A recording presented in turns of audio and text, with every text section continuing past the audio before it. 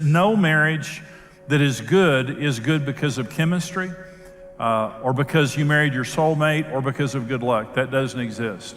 All marriage requires work. Let me talk about the 4 habits of emotionally healthy couples. Number 1 is praying together and trusting God. Now, this is one that came very difficult for us as a couple.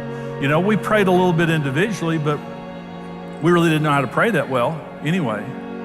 But it was several years into our marriage before we prayed our first prayer together. In fact, I think it was about 4 years into our marriage before we prayed our first prayer together. It changed everything. And today we don't worry. We do not, one of the ethics in our home is we do not let anxiety into our home about anything. When there is the first hint of worry, anxiety, we hold hands and we pray. We like to sit on the back porch at night and talk, and if there's anything in our family going on, that's the time that we, pray together, and in the car or just around the house or whatever. But find a time for it, and it doesn't have to be legalistic, but you should be praying together as a couple 2 or 3 times a week. Number 2, resolving negative feelings daily. Ephesians 4, it says, be angry. The Apostle Paul's telling us how to deal with anger.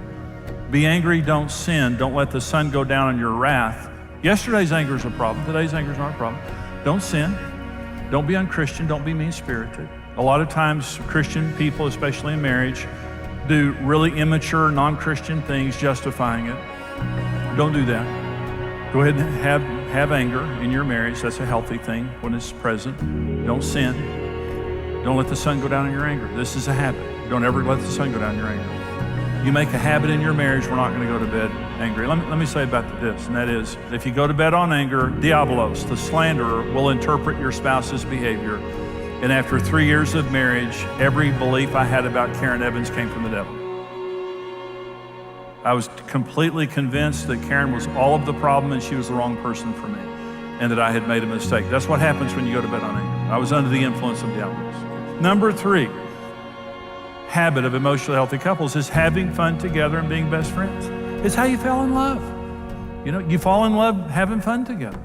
You fall out of love because you stop having fun together. And by the way, this is one of the most important needs of men.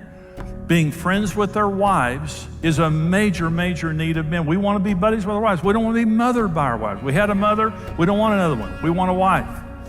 And we want our wife to be our buddy. Number 4 habit is building close relationships individually and as a couple with other believers. 1 Corinthians 15:33, do not be deceived. Evil company corrupts good habits. Your friends are your future. Remember here it says evil company corrupts good habits. If you raise children with good morals and put around bad kids, those bad kids will corrupt your kids. If you have good beliefs and you put yourself, your close friends or unbelievers, people who don't value God, they don't value their marriage, you're going to end up like your friends. And it says, if you don't believe that, you're deceived. And so Hebrews 10 says, let us consider one another in order to stir up love and good works, not forsaking the assembling of ourselves together, as is the manner of some, but exhorting one another, and so much more as you see the day approaching. And the word day there is capital D. It means the coming of Jesus. It means as the coming of Jesus draws near, the world is going to be so evil, we need to get together with other believers more than ever before. When you look at couples who are chronically healthy, they're people of prayer and people of faith. They don't let anxiety build up in their relationship. They have the ability to resolve negative feelings and get the anger out of the way so they can keep the love there. They're friends. They enjoy being with each other, and they value their relationship and prioritize their time together. No marriage that is good because of chemistry, or because you married your soulmate, or because of good luck. That doesn't exist. All marriage requires work.